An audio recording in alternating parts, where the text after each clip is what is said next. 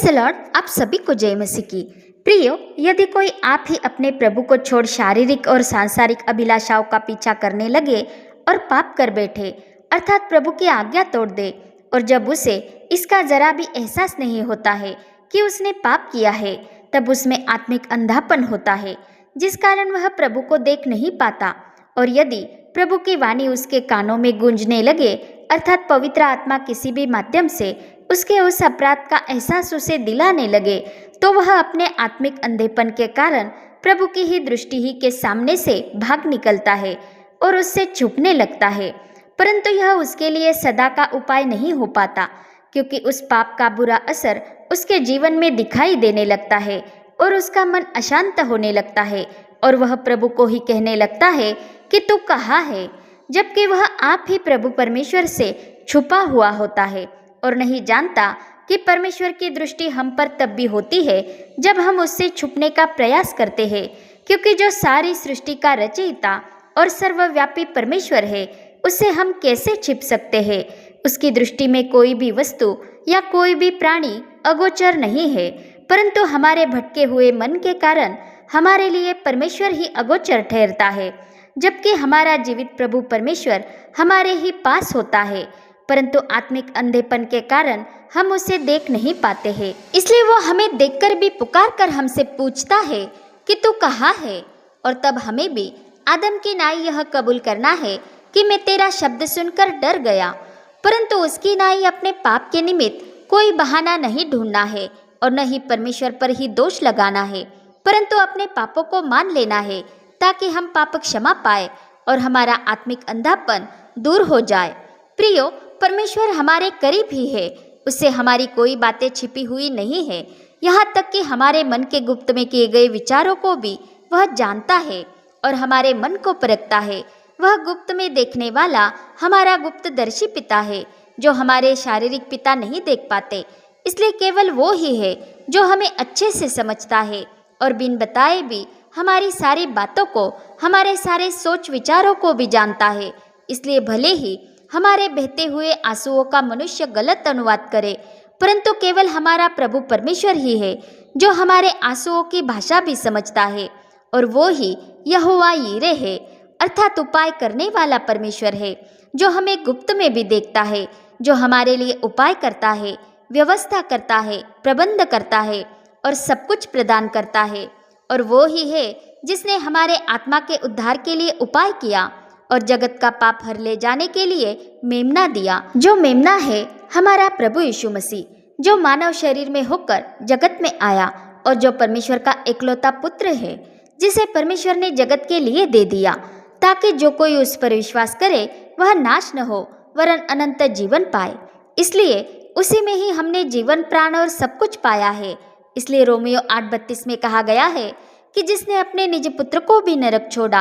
परंतु उसे हम सब के लिए दे दिया, वह उसके साथ हमें और सब कुछ कैसे न देगा। इसलिए हम परमेश्वर के राज्य के मसीह संगी वारिस ठहरे हैं, परंतु यह भागी हम प्रभु यीशु मसीह के बिना हो ही नहीं सकते हैं और उससे अलग होकर हम कुछ भी नहीं कर सकते। इसलिए हमें पवित्र आत्मा की प्रेरणा से चलना अवश्य है, जो हमें सब सत्य का मार्ग दिखाता है और मसीह के वचन में से लेकर बताता है और आने वाली बातें भी बताता है, और उससे पाया हुआ वह आत्मिक भोजन हम ग्रहण करते रहे और मसीह के वचन को अपने मन में बसने दे, अर्थात उसका अनुसरण करते रहे, तो हम मसीह में बने रहते हैं, उससे दूर होकर फलहीन नहीं होते, क्योंकि हम उस सच्ची दाखलता की डालियां होकर रहते हैं, जो पिता परमेश्वर के दाग की बारी की सच्ची दाखलता है, अर्थात हमारा प्रभु यीशु मसीह, और पिता खुद उसका बागबान है, जो अपने आत्मा के द्वारा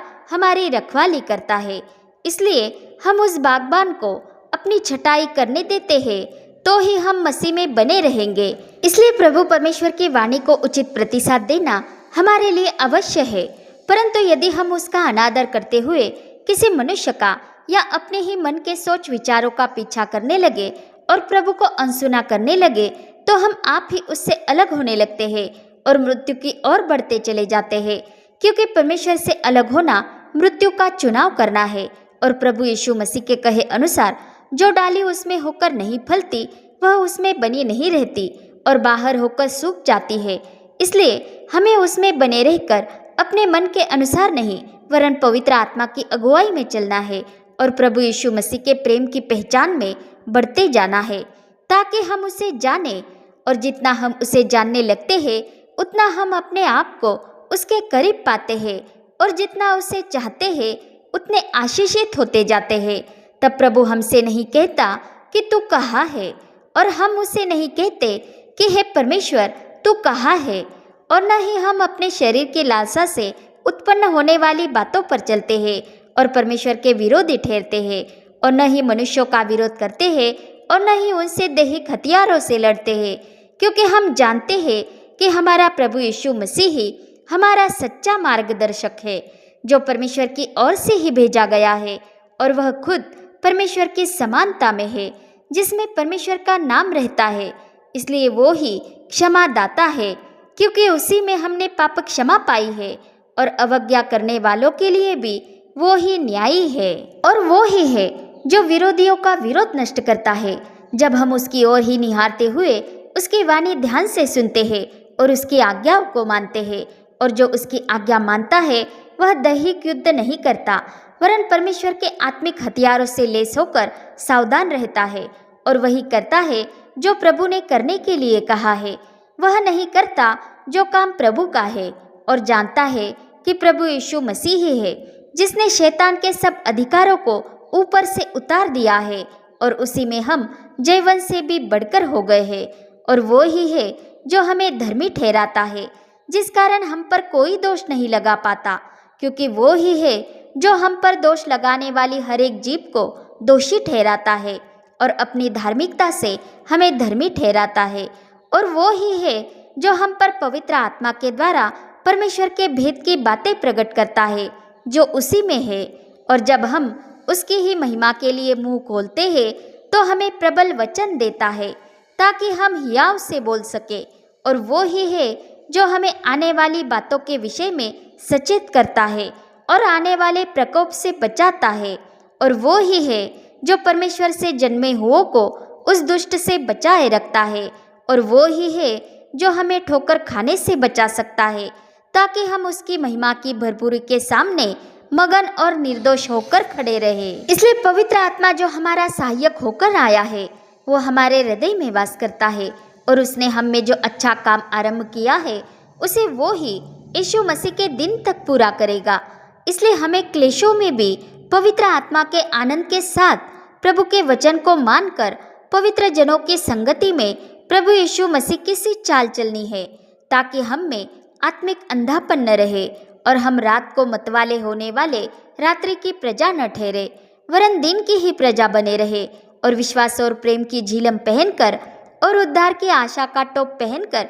सावधान रहे। क्योंकि परमेश्वर ने हमें क्रोध के लिए नहीं परंतु इसलिए ठहराया कि हम अपने प्रभु यीशु मसीह के द्वारा उद्धार प्राप्त करें। पिता परमेश्वर का प्रेम, प्रभु यीशु मसीह का अनुग्रह और पवित्र आत्मा की सहभागिता हम सबके साथ होती रहे। आमीन।